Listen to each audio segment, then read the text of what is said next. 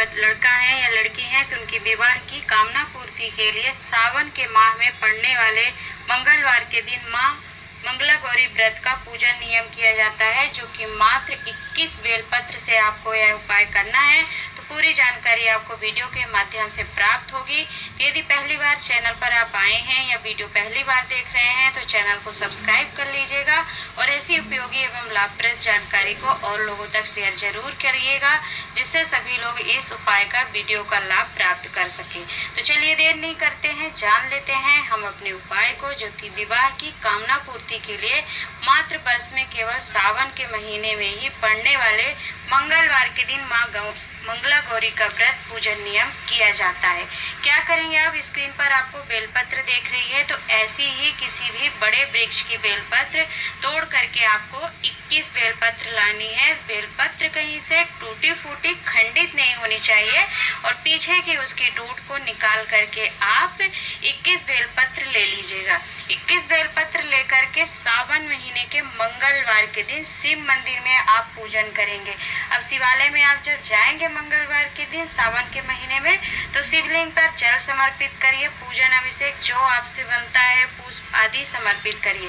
परंतु मूलतः है इस उपाय में कि आपको 21 बेलपत्र, जो लड़का है लड़की है जिनका विवाह नहीं हो रहा है, तो अपने विवाह की कामना पूर्ति करके आपको 21 बेलपत्र आप चाहें तो एक साथ समर्पित कर दीजिए शिवलिंग पर, या फिर आप क्या करेंगे कि 21 बेलपत्र आप ले लीजिए और एक एक करके नमः शिवाय मंत्र, ओम नमः शिवाय मंत्र या श्री शिवाय नमस्तुभ्यम मंत्र का स्मरण करते हुए विवाह की कामना करते हुए जो आप 21 बेलपत्र ले रहे हैं उस पर या तो चंदन लगा लीजिए, या चंदन नहीं भी लगाते हैं तो मात्र वह 21 बेलपत्र एक साथ या आप एक एक करके भी समर्पित कर देते हैं शिवलिंग पर अपने विवाह की कामना करके। और उन 21 बेलपत्र में से आपको एक बेलपत्र समर्पित करने के बाद उठा लेनी है, और उस बेलपत्र को उठा करके आपको क्या करना है, अपने घर में ला करके अपने कमरे में लाल कपड़े में बांध करके रख लेना है। और रखने के बाद फिर आपका 4 महीने में विवाह पक्का हो जाता है। इसे कहते हैं मंगला गौरी व्रत, जो कि केवल सावन के महीने में ही किया जाता है। तो जिन बच्चों का विवाह नहीं हो रहा है वो इस मंगला गौरी व्रत को सावन के महीने में करें मंगलवार के दिन, और एक समय का फलाहार करें और एक समय पर भोजन करें। ऐसा आपको व्रत नियम लेना है। बस ध्यान रखना है कि 21 बेलपत्र आपको लेनी है, गिनकर टूटा फूटा खंडित नहीं होना चाहिए, और उसे लेकर के फिर उसको चाहे तो आप एक एक करके भी समर्पित करते हैं तो उपाय कोई गलत नहीं है। और यदि फिर आप एक साथ ही 21 बेलपत्र इकट्ठे करके ले लीजिए और अपने हस्तकमल पर अपने विवाह की कामना पूर्ति की भावना रखते हुए, मन रखते हुए भगवान भोलेनाथ शंकर से प्रार्थना करेंगे और वह 21 बेलपत्र आप शिवलिंग पर समर्पित कर दीजिए। तो फिर निश्चित ही 4 महीने के बाद आपका विवाह पक्का होता है, चाहे लड़का हो लड़की हो या कोई ग्रह खराब हो कुछ भी हो। परंतु मंगला गौरी का जो व्रत होता है, यदि आप सावन के माह में करते हैं, पूजन नियम को धारण करेंगे, तो निश्चित ही आपका विवाह का योग बनेगा।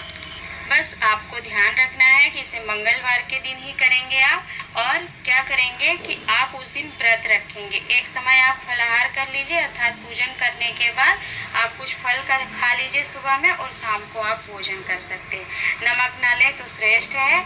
और यदि आप फलाहार के साथ ही करना चाहते हैं व्रत तो वो भी कोई प्रॉब्लम की बात नहीं, परंतु यदि व्रत रखने में आपको दिक्कत होती है तो आप एक समय भोजन कर सकते हैं। बस 21 बेलपत्र आपको शिवलिंग पर समर्पित करने का सरल सा उपाय पूज्य गुरुजी द्वारा वर्णित है, जो कि बताने का प्रयास किया है। इस उपाय का वर्णन पूज्य गुरुजी ने अपनी एपिसोड फर्स्ट में श्री शिव महापुराण कथा, जो कि 6 अगस्त से 12 अगस्त 2018 में अमर पैलेस पंजाब सुजानपुर से श्रवण करवाई थी, उसमें इस उपाय का वर्णन किया था। तो उनके ऑफिशियल चैनल पारस चैनल के माध्यम से भी आप इस उपाय को जान सकते हैं, सुन सकते हैं। तो उपाय करके देखिएगा, बहुत सरल सा उपाय है, वर्ष में एक बार ही होता है। सावन के महीने में जो मंगलवार दिन होता है मंगला गौरी व्रत, उस दिन ही किया जाता है। और आपको वह जो बेलपत्र कपड़े में बांध कर रखेंगे अपने कमरे में, उसे फिर जब आपका विवाह पक्का हो जाए तो उसे जाकर के शिवलिंग पर वापस समर्पित कर सकते हैं या फिर उसे विसर्जन भी कर सकते हैं। विसर्जन आप अपने घर के गमले में भी कर सकते हैं, किसी वृक्ष के नीचे मिट्टी में दबाकर जल डाल सकते हैं या फिर बहते हुए नदी में भी बहा सकते हैं और भगवान का धन्यवाद करिएगा कि मेरा विवाह आपकी कृपा से, करुणा से पक्का हुआ और मुझे अच्छे वर की, अच्छे साथी की प्राप्ति हुई। तो हर हर महादेव, नमः शिवाय ओम।